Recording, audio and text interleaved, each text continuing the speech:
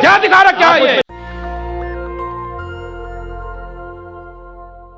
ये वीडियो देखा आपने, ये राकेश टिकैत हैं। यूपी में समाजवादी पार्टी को अगर सबसे ज्यादा फायदा हो रहा है तो राकेश टिकैत की वजह से और किसान आंदोलन की वजह से। आज अखिलेश यादव अगर मीडिया को धत्ता बता पा रहे हैं तो वो भी किसान आंदोलन का देन है। देखिए राकेश टिकैत ने, वो गए थे रजत शर्मा के चैनल पर, हेडर था किसान का मुख्यमंत्री कौन और नीचे था मंदिर मस्जिद।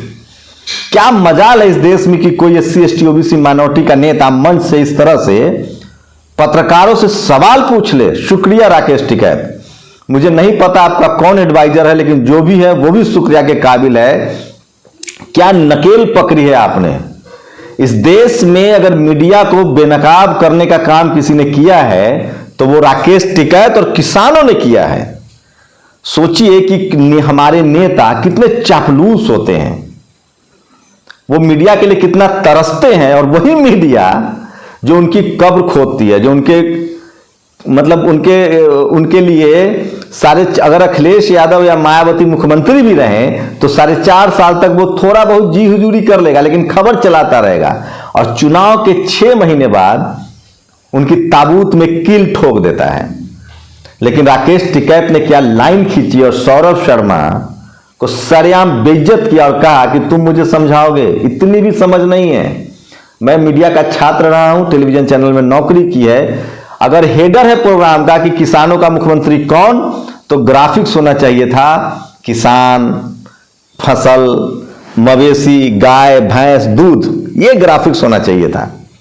जैसे रूबिका लियाकत ने क्या किया, उसने वही तो किया। 2018, 19 और 20 का ग्राफिक्स दिखाया। ग्राफिक्स बनता है ऐसे, जो ज्यादा संख्या है तो ऊपर जाएगी, कम संख्या है तो नीचे आएगी। लेकिन रूबिका लियाकत ने और ABP न्यूज ने ज्यादा संख्या में सुसाइड को भी नीचे दिखा दिया। लेकिन हमारे नेता, उनके जो सारे के सारे जो प्रवक्ता हैं वो भी वही लोग हैं जिनके लोग टीवी में, अखबार में बैठे हुए हैं, जिनके लोग टीवी अखबार के मालिक हैं। तो पहली खबर ये। दूसरी खबर योगी जी की। अब उन लोगों को ढूंढिए जो कल तक कहते थे कि साधु से जाति ना पूछो।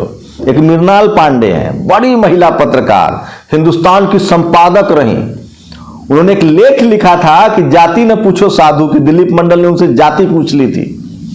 योगी जी ने कल साफ साफ कह दिया है कि मैं क्षत्रिय हूं और क्षत्रिय के लिए काम किया है, तो कोई अपराध किया है क्या। भगवान राम भी क्षत्रिय थे। अब SC ST OBC और माइनॉरिटी को सोचना है कि उनका क्या होने वाला है, लेकिन इस पर कोई बात नहीं करता है। राकेश टिकैत ने सरेआम मीडिया को एक्सपोज कर दिया, पोल खोल दिया, और मीडिया जो है वो हिंदू मुस्लिम पर लगातार लगी हुई है। उसकी कोशिश है कि यूपी चुनाव में बीजेपी अगर हिंदू मुस्लिम नहीं कर पाती है तो कम से कम मीडिया तो कर ही दे। और इसीलिए अखिलेश यादव ने जिस तरह से निशांत चतुर्वेदी को डांटा था, दुबे जी को डांटा था, उससे साफ है कि वो किसी भी तरह से टॉलरेट करने के मूड में नहीं है। अखिलेश यादव की लगातार कोशिश है कि मीडिया को बेरोजगारी, रोजगार, किसान, इन मुद्दों पर रखा जाए, टिकाया जाए। लेकिन मीडिया की लगातार कोशिश है कि हिंदू मुस्लिम का जो सुपरहिट फॉर्मूला है उस पर इस चुनाव को यूपी में ले जाया जाए। लेकिन इसमें सबसे बड़ी भूमिका किसी की है तो वो राकेश टिकैत की है, जो मीडिया को एक्सपोज करे। आज सोशल मीडिया पर वो सारी बड़ी खबरें जो इस देश के लिए जरूरी है, जो बहुजन समाज के लिए जरूरी है, जो बेरोजगारों के लिए जरूरी है। पेगासस, साफ हो गया कि $2 बिलियन 300 करोड़ में मोदी जी ने एक सॉफ्टवेयर खरीदा और हमारे आपके मोबाइल में डाल दिया। उनको बस ये पता करना था कि कौन किससे बात कर रहा है। वो आपकी गर्लफ्रेंड से बात करते हैं, उसको सुनना चाहते थे। मंत्री किससे बात कर, सोचिए। अब साफ हो गया है कि 3 बड़े मिनिस्टर का जो इस्तीफा हुआ था, रविशंकर प्रसाद, जावड़ेकर और एक और कोई थे, इन तीनों का इस्तीफा इसलिए हुआ था कि वो तीनों आपस में बात करते थे कि मोदी जी को डेमोक्रेटिक समझ नहीं है, इगोइस्टिक आदमी है। उनकी पर्सनल बातचीत होती थी और पेगासस के जरिए उन्होंने सुन लिया और तीनों का पत्ता साफ। सोचिए जितने नेता थे, मुंडे जी की पहले मौत हो गई, पर्रिकर निकल लिए, सुषमा स्वराज की मौत हो गई, राजनाथ सिंह की क्या हैसियत है। तो एकदम तय है कि कैबिनेट के नाम पर सिर्फ 2 लोगों की तूती बोले। और उसमें जिस तरह से मलिक जी ने एक बाइट दिया था, तो इसका मतलब है कि अमित शाह की बात नहीं सुनी जाती है। उन्होंने कहा था कि हो सकता है मोदी जी को सद्बुद्धि आ जाए और बिल वापस ले ले। तो पेगासस इसलिए किया था, लेकिन कोई टेलीविजन चैनल इस पर बहस नहीं करेगा। इसलिए मैं कह रहा हूं कि अगर मोदी जी को हराना है तो विपक्ष को पहले मीडिया को हराना होगा, मीडिया से जीतना होगा। राजेंद्र प्रसाद सिंह इसलिए कहते हैं कि टीवी अखबार 2 कार्यकर्ता है बीजेपी के आपके घरों में। मुझे नहीं पता अखिलेश यादव उससे कैसे निपटेंगे। हर घर में 2 कार्यकर्ता है बीजेपी का, एक टीवी और एक अखबार। और जो आपको दिखाया जा रहा है वो दरअसल खबर नहीं, प्रचार है। तो पेगासस पर कोई बहस नहीं होगी। तीसरी बड़ी खबर है, देश में 3.5 करोड़ बेरोजगार हैं। 3.5 करोड़ बेरोजगार युवा है। अब तो जियो का नेट फ्री भी नहीं आ रहा है। पहले डेटा पैक फ्री था तो लोग टाइम पास कर लेते थे। टिकटॉक भी इन्होंने बैन कर दिया। मुझे लगता है टिकटॉक बैन नहीं होता तो मोदी जी की कुछ और शामत कम आती। और गांधी जी को लेकर भी कुछ बातें हैं जो मैं आपको बताऊंगा लास्ट में। लेकिन सोशल मीडिया पर सुधीर चौधरी का एक और देखिए, ये युवाओं के लिए है जो सुधीर चौधरी को पसंद करते हैं, खासकर सवर्ण समाज के युवा। सुधीर कह रहे हैं क्यों हर छात्र को चाहिए रेलवे में नौकरी। अब आप लोग के पास जवाब है तो जवाब दीजिए। SC ST OBC माइनॉरिटी की तरफ से मैं जवाब दे रहा हूं कि इनके बाप दादाओं को पढ़ने लिखने नहीं दिया गया, इनके पास जमीनें नहीं है, बिजनेस नहीं है, तो एक अदद नौकरी का सहारा है। सवर्ण समाज को क्यों चाहिए नौकरी, वो जवाब दे सुधीर चौधरी को, क्योंकि आप ही ज्यादा उनका चैनल देखते हैं। तीसरी बड़ी खबर है, ये देखिए, निषाद समाज पार्टी, निषाद पार्टी जो कि बीजेपी की पार्टनर है यूपी में, उसको 15 टिकट मिले हैं बीजेपी की तरफ से। इसमें 6 ब्राह्मण और 5 ठाकुर, 11, 2 दलित रिजर्व सीट पर दिए होंगे, 1 निषाद। ये हो गया पिछड़ों का कल्याण। अखिलेश यादव किसको कितनी टिकटें देते हैं, मायावती कितनी टिकटें देती है, इस पर ही बात करूंगा।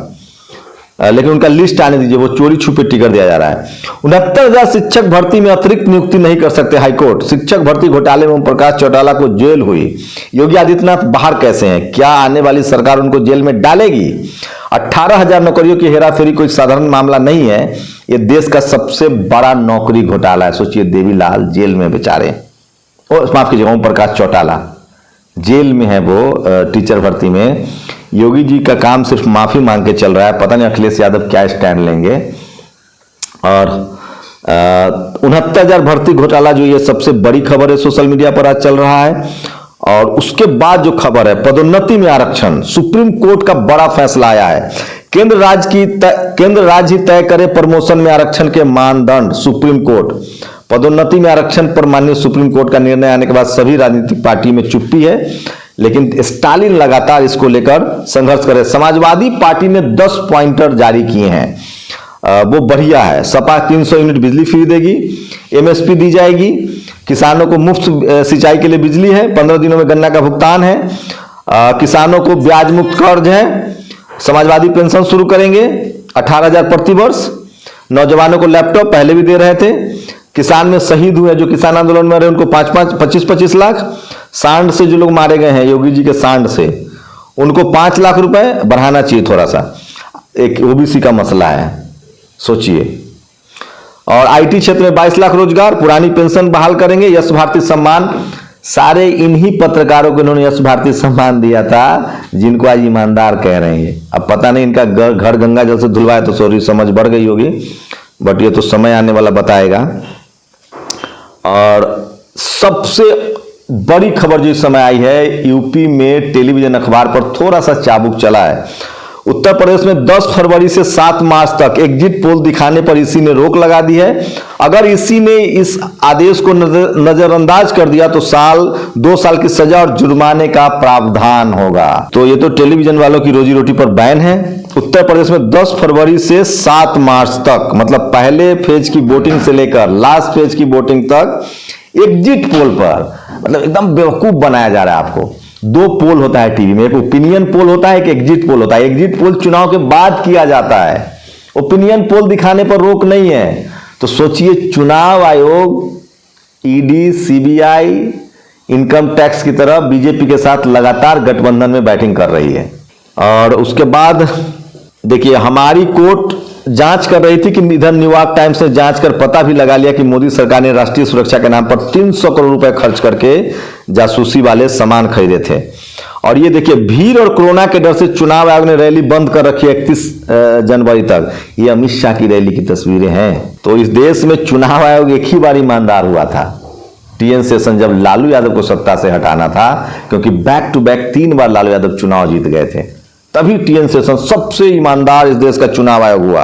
और योगी जी का कहना है कि उन्होंने खाली राजपूतों की राजनीति करने पर कोई अफसोस नहीं है, लगे हाथ उनको देवी देवताओं की भी बता देना चाहिए। और सुना था संन्यास लेने के बाद व्यक्ति का नाम, परिवार, जाति आदि सब समाप्त हो जाता है, तो सोचिए। और दिलीप मंडल ने लिखा है, बंदे दम है बंदे में, बाबा महेंद्र टिकैत की संतान है, कोई ऐसा वैसा नहीं, समझे, शेर है शेर।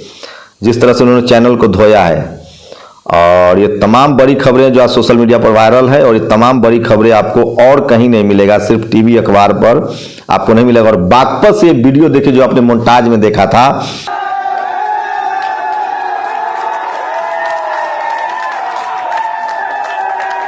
बागपत में एक बीजेपी विधायक का रोका गया रास्ता, गांव में दाखिल नहीं होने दिया गया, मुर्दाबाद के भी नारे लगे। तो ये बागपत का था। और अयोध्या के राजा योगी आदित्यनाथ के हिसाब से ठाकुर की पिता के संतान है। तो ये तमाम अब तक की सबसे बड़ी खबरें थी जो सोशल मीडिया पर आपको मैं बता रहा था। टीवी अखबार जो छुपा लेता है, मेरी कोशिश होती है कि वो आप तक लाई जाए। और ये वो खबरें हैं जिससे आपकी जिंदगी पर असर पड़ता है, आपकी जिंदगी पर फर्क पड़ता है। मैं इसलिए बार बार कह रहा हूं कि सोशल मीडिया ही सच्चा मीडिया है। और दिन भर का ये बुलेटिन था जो मैं आपके लिए लाया। मैं फिर कह रहा हूं कि टेलीविजन अखबार जो है वो पार्टी विशेष के साथ गठबंधन में है। आप लोग की क्या प्रतिक्रिया है, अपनी प्रतिक्रिया जरूर दीजिए। शुक्रिया। नेशनल दस्तक की आपसे गुजारिश है कि अगर इसको बचाना चाहते हैं तो नेशनल दस्तक को सब्सक्राइब करने के लिए रेड कलर के सब्सक्राइब बटन को दबाएं, फिर बेल आइकन की घंटी दबाएं। नेशनल दस्तक को बचाने के लिए बहुत जरूरी है कि हर खबर को शेयर करें, लाइक करें, कमेंट जरूर करें।